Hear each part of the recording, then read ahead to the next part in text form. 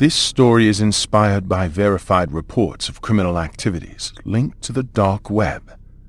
Certain characters, names, and scenes have been dramatized for storytelling purposes. Viewer discretion is strongly advised, as the events depicted involve disturbing and mature themes related to online crime and exploitation. They always tell you to be careful on the internet. Don't talk to strangers. Don't share your personal details. But when your heart is aching for something pure, something good, you forget how dangerous hope can be. My name is Alina. I'd been trying to adopt a baby for almost 3 years. Every agency, every interview, every background check led to another dead end. My husband and I were told we were still under review, or that there were no available matches. It felt like time was slipping through my fingers. So when I found a Facebook group for mothers giving up their babies for adoption, it felt like a miracle. The women there were kind, compassionate. They posted photos of newborns wrapped in soft blankets, messages filled with love and regret. One post caught my eye immediately. Young mother seeking kind couple to adopt baby girl. Please DM if serious. No agency involved. Her name was Mira. Her profile looked real. Pictures with friends, posts about pregnancy cravings, a small-town address. She said she couldn't afford to keep her baby but wanted to make sure she went to a good home. For weeks we talked. She sent photos of the baby's ultrasound. Tiny hands curled like petals. I promised to give her daughter everything she couldn't. And for the first time in years, I felt something like happiness again. But hope, I've learned, can be the cruelest illusion. Because what I thought was a miracle was bait. It started with small details that didn't sit right. Mira said she lived in Iowa, but her phone number had a Nevada area code. She said she was staying with an aunt, but when I asked for the hospital where she planned to deliver, she changed the subject. Still, I pushed those doubts aside. I wanted to believe her. One night around 11 p.m., she texted us. I went into labor early. The baby's here. She's perfect. I want you to meet her before I sign anything. My heart leapt. I woke my husband, tears already streaming down my face. We packed a bag, printed out the messages, and started driving. Mira said she'd meet us halfway at a motel off Highway 18, near a small town we'd never heard of. It was snowing by the time we got there. One of those lonely stretches of road where the lights buzz overhead and everything feels suspended in silence. The motel looked almost abandoned. Only 2 cars sat in the parking lot, ours and an old dented white van parked under a flickering light. Mira texted again. Room 9. Don't knock. The baby's sleeping. I remember clutching the tiny blanket we'd brought. My husband squeezed my hand. We were nervous, but also excited. This was the moment our lives were supposed to change. But when we reached the door of room 9, it was slightly ajar. The air coming from inside was cold, unnaturally cold. There was no sound. No baby, no crying, just darkness. My husband called out softly, Mira? Something moved inside. Not a person, more like a shadow shifting across the floor. Then a voice, deeper than I expected, said, You came. And that's when I realized there was never a baby. The moment that voice echoed out, everything inside me went still. It wasn't Mira's soft tone. It was male, rough, deliberate. My husband's hand tightened around mine and I could feel his pulse hammering. He whispered, Stay behind me, and slowly pushed the door wider. The room was lit by a single lamp, its shade tilted, casting long, distorted shadows across the stained carpet. The bed was unmade, sheets half torn off and on the dresser. There was a baby blanket, identical to the one I was holding. That's when my stomach dropped. He'd known. Whoever this was, he knew everything. My husband called again. "Mira?" and stepped in. The door creaked as it swung open behind us, and before I could say a word, it slammed shut with a violent crack. The lock clicked. Then came footsteps from behind the bathroom door. He slowly emerged, mid-40s, wearing a dark hoodie. His eyes were hollow, but focused like he was studying us, enjoying the fear unraveling across our faces. "You shouldn't have come," he said, voice calm, almost amused. "But you were desperate enough to, weren't you?" He gestured toward a laptop sitting on the table. Its screen was open, and a dark web forum glowed on it. Post after post titled "Infant Exchange, Verified Buyers Only." And there, under our messages, was our photo, the one I'd sent to Mira to prove we were a real couple. It was captioned, "Confirmed. They'll drive anywhere." I felt my throat tighten. He'd been watching us, tracking us for weeks.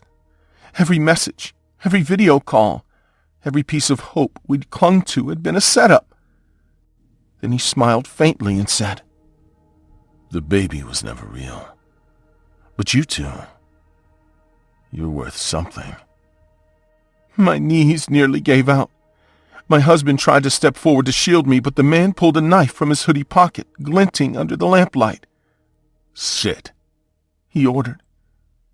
I remembered the sound of my own heartbeat, the hum of that motel light, the smell of metal and dust. Somewhere outside, a truck passed by, its headlights sweeping across the thin curtains for a second, and that was enough. My husband lunged. The next moments blurred. The crash of furniture, my scream, the blade slicing air.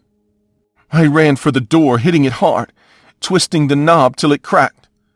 My husband yelled something I couldn't make out, and I stumbled into the night, barefoot, snow soaking my socks. When I turned back, the man was gone. So was my husband. I don't remember how long I ran. The road blurred into a tunnel of white and shadow, every sound behind me feeling too loose. My hand shook so badly I dropped my phone twice before the screen finally lit up. I called 911, voice barely steady enough to speak. When the patrol car's headlights cut through the fog, I collapsed. They found me crouched on the side of the highway, barefoot, crying and clutching that tiny blanket, the one that had lured us there. I kept repeating my husband's name, but I already knew deep down. Something in me knew he wasn't coming back. The police searched that motel for hours. Room 9 was empty. No man, no blood, no sign of my husband. But the laptop, the one on the desk, was still there. And that was what led them into a nightmare far bigger than just us. It turned out Mira wasn't a woman at all. The account was traced to a network of anonymous users operating through hidden dark web forums. They called it the Cradle Exchange. Investigators uncovered threads filled with cryptic messages, fake adoption profiles, and digital bids on expectant parents desperate for a child. My emails, my photos, my messages, they'd all been sold. The people behind it didn't deal in babies. They dealt in humans. The man at the motel, just a recruiter, someone who lured hopeful couples, promising what they'd never had, then sold them off to whoever paid most. When police ran the footage from nearby security cameras, they found one clip, just seconds long. A grainy frame showing my husband being forced into the trunk of a black SUV that disappeared down the interstate. He was never found. And Mira's last message to me, sent minutes after I escaped, was short, almost mocking. You should have known better than to trust a ghost. That line haunted me more than anything else, because in a way, he was right. I had trusted a voice without a face, a promise without proof, and an offer too good to be real. Months passed before I could even open my phone again. The yellow ghost logo that once meant connection now felt like a threat. Police said the investigation into the Cradle Exchange was ongoing, but deep down I knew they'd never really shut it down. You can delete an account. You can even burn a motel to the ground. But the dark web doesn't die. It waits. And sometimes, in the quiet of the night, when a notification pings unexpectedly, I still hesitate before looking, because part of me is terrified it'll say, "Mirror, I missed you."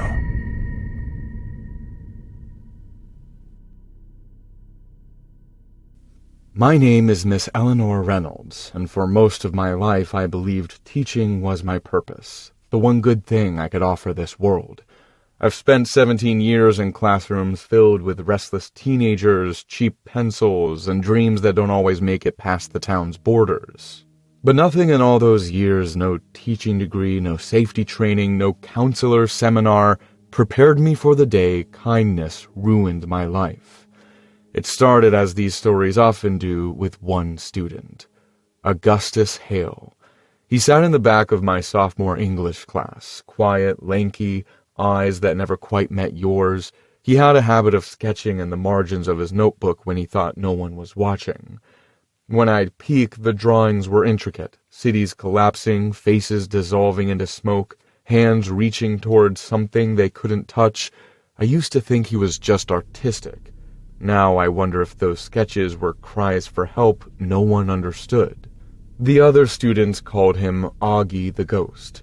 They tripped him in the hallways, stuffed notes in his locker. He never fought back, just lowered his head and pretended not to hear.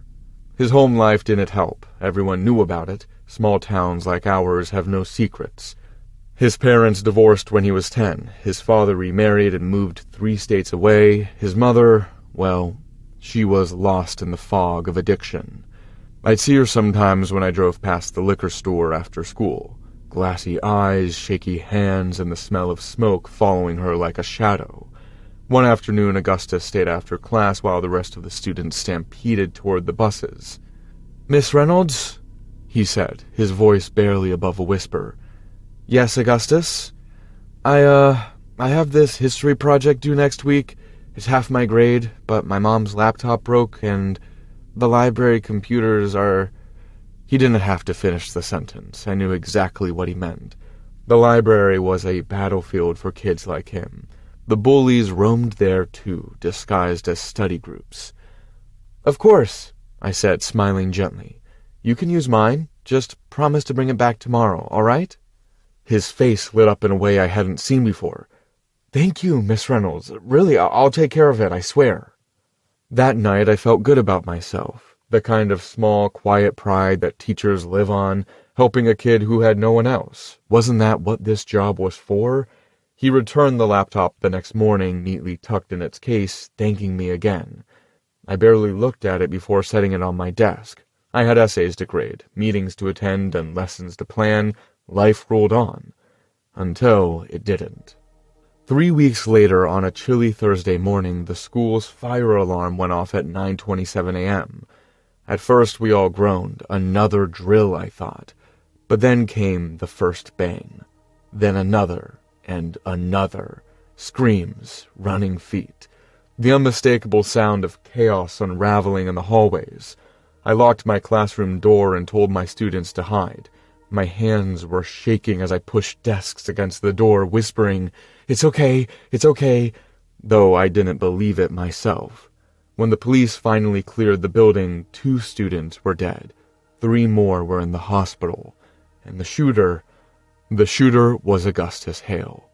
I remember sitting in the principal's office hours later, my mind spinning in an impossible loop. Not Augustus, not that boy. They said he had a list. They said he'd planned it for weeks. When the detectives came to question me, I told them everything I knew, which wasn't much. They took my statements, my emails, and eventually my laptop. I thought it was routine. It wasn't. 2 days later, they came back, not to ask questions, but to arrest me. They said my laptop had been used to buy guns, ammunition, and tactical gear through illegal sites. That it had accessed the dark web. That I had aided a minor in obtaining firearms. I told them the truth. Augustus had borrowed it, just for a project. They didn't believe me. "Miss Reynolds," one detective said, voice cold and clinical. "Your laptop, your internet connection, your responsibility.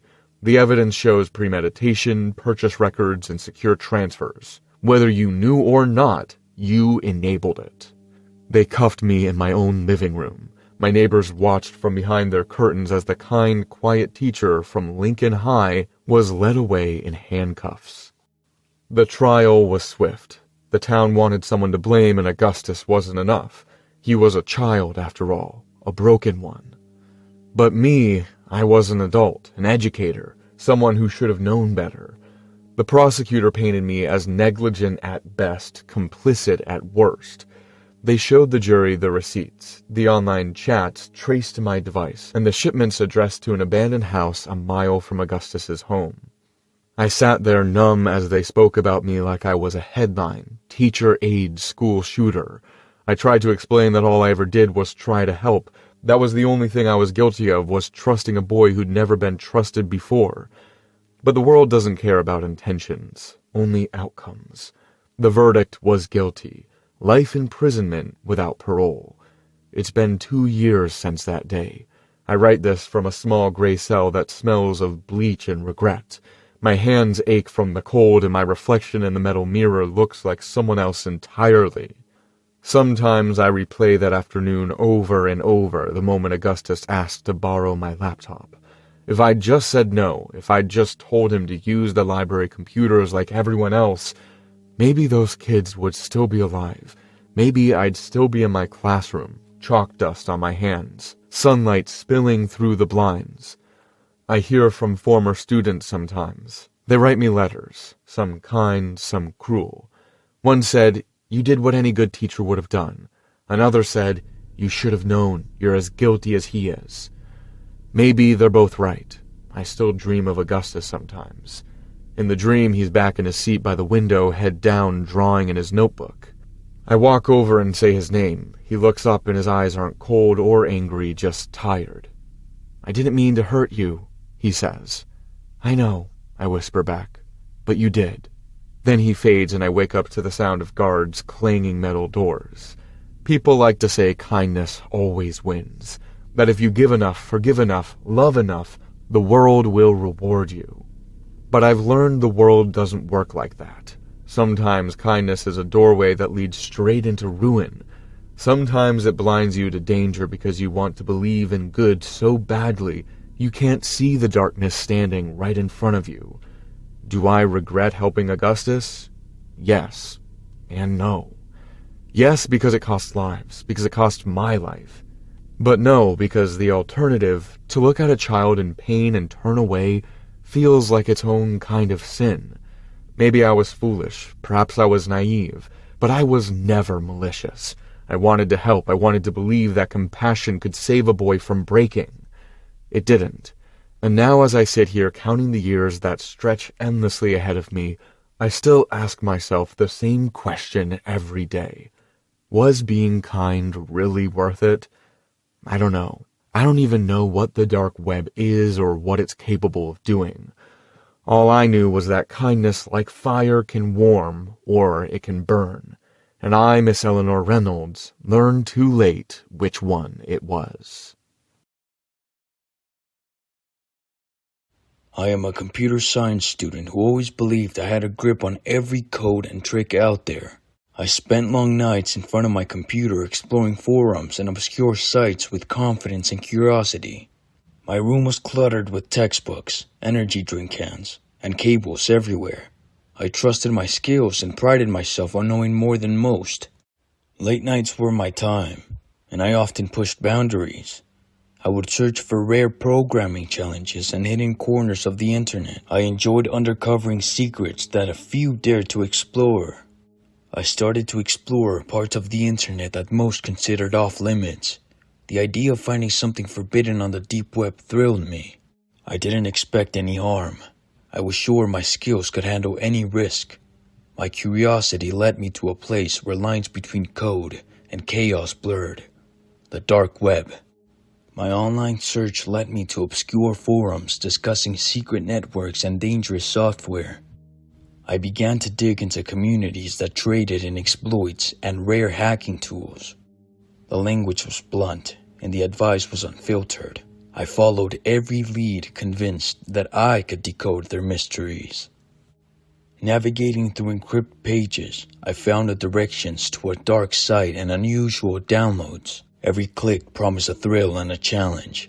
I dismissed the warnings that said that some files were best left alone. In my mind, a few precautions were all I needed. I trusted my own experience above it all.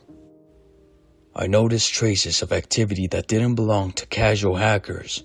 Strange messages and warnings hinted at a presence watching every move. My excitement grew when I realized I was not alone in the digital space. Instead of caution, I felt invincible, determined to push further. Without fully understanding the risk, I followed the trail of encrypted data into an area of the deep web where few ever visited. I didn't see the danger coming. The digital maze I entered was not just about code. It was a doorway to a threat I'd had no idea existed. One night, after hours of intense browsing, I noticed my system behaving oddly. A sudden glitch on the screen and a brief loss of power made me pause. I quickly shut down every device, thinking it was just a technical hiccup. Then I realized something wasn't right. I heard soft footsteps inside my house, echoing through the silence of the hour. My heart wasn't racing from excitement anymore. It pounded with shock and an unexpected intrusion. I forced myself to remain calm, knowing that panic wouldn't help me now. Every sound was amplified in the dark. I scrambled to disconnect my network and powered down the router. In a matter of seconds, I was plunged into a near total silence, save for the irregular sounds of movement outside of my room. I backed away from my computer and found a small closet to hide in. My mind raced as I tried to make sense of the situation. Staying motionless, I listened to the footsteps approach the corridor outside my room. The sounds were measured, as if someone was deliberately searching every corner. I realized that my intrusion into the dark corner of the web had consequences I hadn't imagined. I was not alone in my house. Inside the cramped closet, I could hear the intruder moving through the house. The sound of his steps and the occasional click of the keys on his device filled the air. I could almost count his movements as he advanced. Every noise confirmed he was there, hunting for me. I strained my ears, trying to determine his position. The silence outside was deceptive, broken only by his calculated actions. I recalled all the warnings I had brushed off online, now coming back as a cold, hard reality. My body stayed tense as I listened for any signs of his next move. The intruder's presence was everywhere, a creak in the floorboards, a door slowly opening somewhere in the distance. I could tell he wasn't randomly wandering. He was searching for me. I tried to control my breathing and remain completely still, praying that he wouldn't find where I was hiding. Every passing second felt like an eternity as I sat at the narrow space. I planned my next move, aware that any wrong sounds could draw him closer.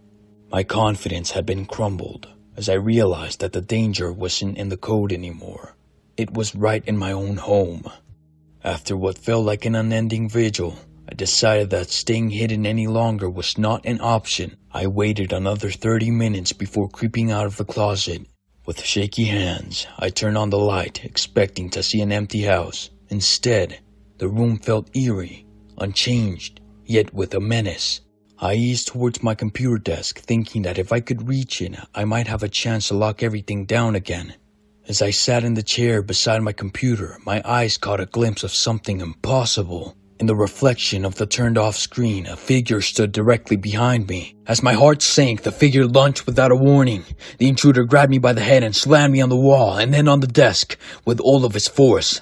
There was no moment to process the shock. I was thrust into a violent reality. Every impact reverberated through my skull.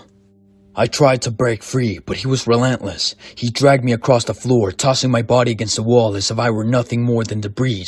I heard the crunch of the furniture and the harsh sound of my head colliding with the desk. The brutality was immediate and unyielding. "You're the threat? You're just a kid." He sneered his black boot into my mouth. The pressure silenced any scream I might have made. The force was not physical, but served as a chilling message that escape was nearly impossible. My body reacted before my mind could catch up. In the chaos of the assault, I suddenly heard a sound from the front door. A heavy knock that cut through the madness. The intruder stopped his action as he turned his attention towards the unexpected noise. I felt a brief relief, unsure if it was help or further trouble. "Understand your position. Next time, I will not stop." The words hit me harder than any blow. They were a promise to continue violence should I ever cross his path again. In that moment, I sensed the decision he had made regarding his next move. He released me completely and stepped back, allowing me to slump against the wall. I laid there, gasping for air, while his eyes never left mine. The threat in his tone, the certainty in his actions, left no room for misunderstanding. As he turned to leave, I forced myself to crawl away despite the pain. I retreated to a corner of the room. Every movement reminded me of the terror I just endured. The door closed behind him, and silence returned in a way that was more unsettling than the eerie noise. The following days blurred into a haze of recovering and regret. I rarely left my room, checking every corner for signs of the intruder. The reality of what had happened was clear. I had invited a dangerous presence to my life by overstepping bounds. My pride and my programming skills had cost me dearly. I told the story to a few acquaintances, though they met the story with skepticism and uneasy laughs. No one wanted to believe that a student like me could trigger such a nightmare. I no longer boosted my skills. Instead, I learned that some knowledge isn't meant to be chased. Every time I sit at a computer now, a memory of that violent night flashes in my mind. I have locked away my curiosity about forbidden parts of the internet. I work on simpler, safer projects and keep my online activity strictly within known boundaries. The lesson was harsh, but unforgettable. Sometimes, when the night is quiet and the house is still, I think back on the attack with a mixed bitter humor and a cold determination. I understand now that the deep web is not a game, and no amount of technical skills can shield you from consequences. I will never return to that dangerous digital frontier.